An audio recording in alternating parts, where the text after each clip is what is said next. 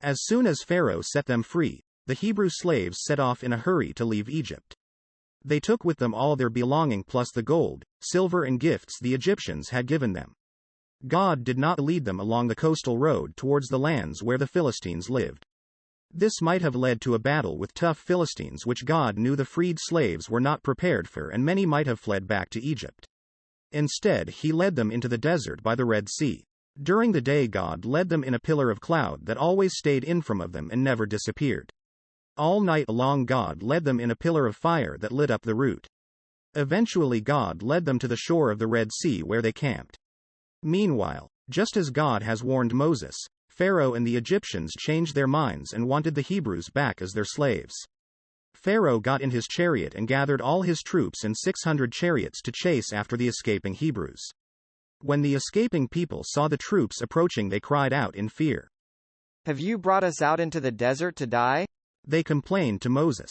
"We'd rather be alive as slaves in Egypt than die in the desert." "Don't be afraid," replied Moses. "Stand firm and see how God is going to deliver you.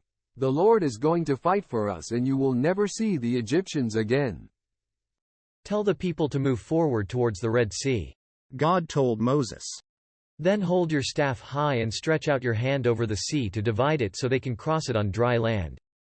Moses obeyed. The freed slaves watched as the pillar of cloud that had been leading them moved between them and the chasing Egyptians. That night they were in light and the Egyptians were in darkness. God drove the sea back with a strong east wind and turned it into dry land. The people crossed through the sea with a wall of water either side of them.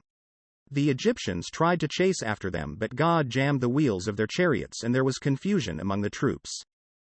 "God is fighting against us," they yelled. God then told Moses to raise his hands over the sea. At daybreak the walls of waters collapsed and the dry path disappeared. The whole army of Pharaoh were swept away. No one survived. Those safely on the shore knew God had delivered them as he had promised and put their trust in him. They also realized that Moses was God's servant and the best person to lead them. Moses and all those who had escaped sang a song about their rescue to thank God. Aaron's sister Miriam the prophet and the women took tambourines and led everyone in dancing to celebrate.